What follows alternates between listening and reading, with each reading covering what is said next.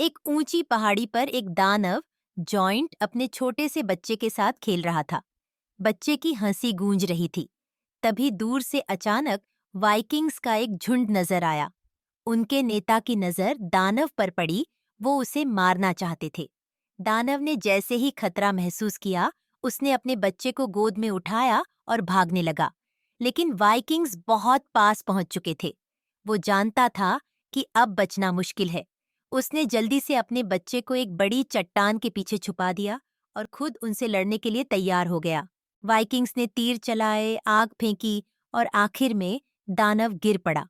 उसका शरीर जल रहा था और उसका छोटा बच्चा यह सब छिपकर देख रहा था।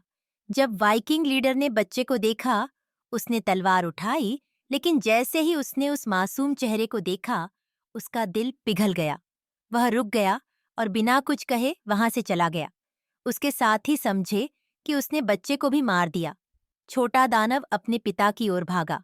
वह उसके शरीर को पक्षियों से बचाना चाहता था, पर शरीर बहुत बड़ा था।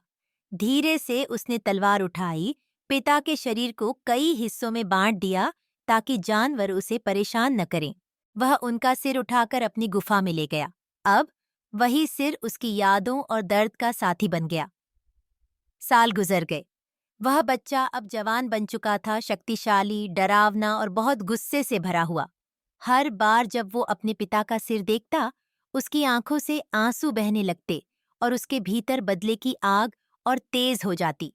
दूसरी ओर वाइकिंग्स अपने गांव में नया शराब घर बनाकर खुशी मना रहे थे। खूब जश्न चल रहा था।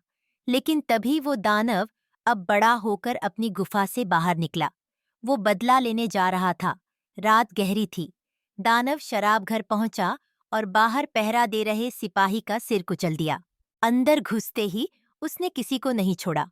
पूरा हॉल खून से भर गया। सुबह जब गांव का मुखिया वहां पहुंचा, तो नजारा देखकर उसकी रूह कांप गई। चारों ओर लाशें ही लाशें थीं। उसने अपने आदमी से पूछा, ये सब हुआ कैसे? सिपाही बोला, मैं गांव चला गया था। कुछ जवान लड़के यहीं जश्न मना रहे थे। लेकिन मुखिया हैरान था। इतने लोगों को मारने वाला किसी और को क्यों नहीं छू गया?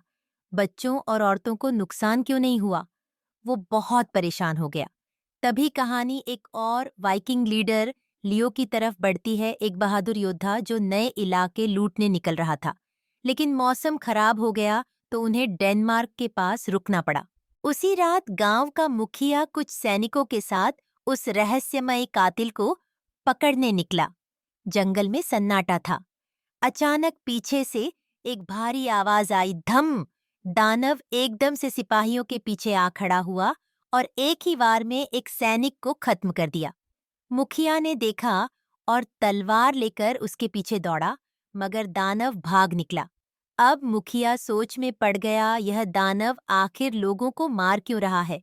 और एक दिन जब गांव वाले मरे हुए सैनिकों की लाशें देख रहे थे, तो मुखिया की पत्नी बोली, अगर ये ऐसे ही चलता रहा तो एक दिन हमारे गांव की सारी औरतें विधवा हो जाएंगी। गांव के लोग डरे हुए थे, क्योंकि वह जॉइंट सिर्फ मर्दों को मार रहा था। अब गांव में सिर्फ औरतें और बच्चे ही बचे थे। मुखिया के पास इस बात का कोई जवाब नहीं था। बस उसका सिर झुका हुआ था, शर्म और डर दोनों से। थोड़ी देर बाद मुखिया की पत्नी किसी पहाड़ी पर रहने वाली एक औरत लीना के पास गई। लोग कहते थे कि लीना मौत आने से पहले उसे देख सकती है। मुखिया की पत्नी ने डरते हुए पूछा, लोग कहते हैं तुम मौत को पहले से देख लेती हो, क्या मेरा पति भी मर जाएगा? लीना की आंखों में गुस्सा था। उसने कहा, तुम लोग सब सबसे नीच हो। तुम्हारे वाइकिंग्स ने मुझे मेरे गांव से उठा लिया था, मेरा सब कुछ छीन लिया, और जब मन भर गया तो मुझे यहाँ अकेले छोड़ दिया। अब पूछते हो मौत की बात? दाहा, मुखिया की पत्नी बोली। जो हुआ वो बहुत गलत था, लेकिन उसमें मेरा क्या कसूर?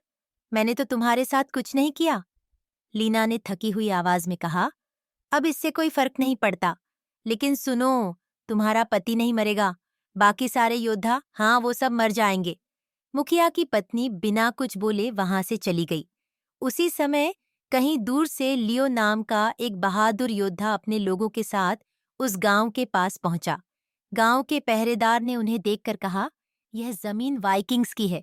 अगर तुम लूटने आए हो तो वापस जाओ। लियो ने मुस्कुराकर कहा, हम लड़ने नहीं आए, बस कुछ दिन रुकना चाहते हैं। पहरेदार ने उसे पहचान लिया और कहा, ओह, तुम तो लियो हो, चलो मैं तुम्हें हमारे मुखिया से मिलवाता हूँ। मुखिया लियो को देखकर खुश हुआ। बोला, आखिरी बार तुम्हारे पिता से मिला था, तब तुम छोटे बच्चे थे। अब देखो, तुम एक महान योद्धा बन गए हो। लियो ने मुस्कुराते हुए सर झुकाया। उस रात शराब घर में लियो और उसके दोस्तों के लिए दावत रखी गई। मुखिया की पत्नी ने खुद सबको शराब परोसी। खुशी का माहौल था, पर लियो के मन में सवाल था। उसने पूछा, यहाँ इतनी सारी विधवाएं क्यों हैं? बाकी वाइकिंग योद्धा कहाँ हैं? मुखिया ने गंभीर आवाज में कहा, रात को एक अजनबी जॉइंट आता है और सिर्फ आदमियों को मारता है। लियो ने तन कर कहा, अगर वह आज रात आया तो मैं और मेरे साथी उसका सामना करेंगे। उसे खत्म करके तुम्हारे लोगों को बचाऊंगा। रात हुई। सब सो गए सिवाय लियो और उसके साथियों के। आधी रात को जॉइंट शराब घर के पास पहुंचा। वह धीरे से पूजा करने वाले पुजारी के पास गया, उसे सूंघा और फिर दरवाजे के पास जाकर अंदर झांकने लगा। अंदर लियो और उसके साथी तैयार खड़े थे, पर जॉइंट ने महसूस कर लिया कि ये लोग उसी गांव के वाइकिंग नहीं हैं, ये बाहर से आए हैं। वह अंदर नहीं गया, बस दरवाजे पर पेशाब किया और अंधेरे में गायब हो गया। सुबह जब मुखिया ने लियो से पूछा, वह तुम्हें क्यों छोड़ गया? लियो बोला, पता नहीं।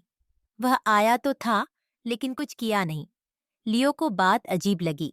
वह और उसके साथी जॉइंट को ढूंढने पहाड़ों में निकल पड़े। दिन बीता, रात आई, लेकिन जॉइंट कहीं नहीं मिला। थके हारे सब गांव लौट आए। फिर लियो अकेले लीना से मिलने गया। उसने कहा, सुना है तुम मौत को आने से पहले देख लेती हो। बताओ, इस लड़ाई में कौन मरेगा, जॉइंट या वाइकिंग्स? लीना ने दूर की ओर देखते हुए कहा, मरेंगे दोनों। जॉइंट मरेगा, लेकिन बहुत सारे वाइकिंग्स भी उसके साथ।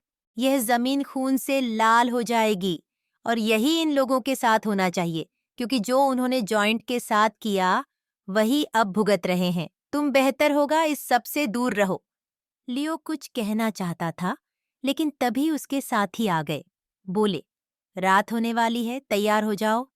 वह लीना को देखता रह गया और चला गया। गांव लौटकर उसने मुखिया से पूछा, क्या उस जॉइंट ने कभी किसी औरत या बच्चे को मारा है? मुखिया बोला, नहीं, वो सिर्फ मर्दों को मारता है। लियो ने गहरी सांस ली। तो वह समझदार है, उसके भी कुछ उसूल हैं। मुखिया गुस्से में बोला, तुम उसकी तारीफ कर रहे हो जबकि हमारे लोग मर रहे हैं। लियो बोला, तारीफ नहीं कर रहा, बस ये समझने की कोशिश कर रहा हूं कि जो वह कर रहा है सोच समझ कर रहा है। मुखिया ने कहा, 20 साल पहले हमने एक जॉइंट को मार दिया था, तब से कोई नहीं दिखा था। शायद वही बदला लेने आया है। उस रात लियो और उसके साथी फिर शराब घर में इंतजार करने लगे। दरवाजे के पीछे सन्नाटा था। कदमों की आहट आई, ठक ठक ठक।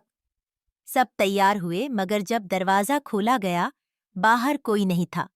जॉइंट फिर गायब हो चुका था, क्योंकि वह जानता था अंदर जो लोग हैं वे दुश्मन नहीं, उसकी लड़ाई उनसे नहीं है।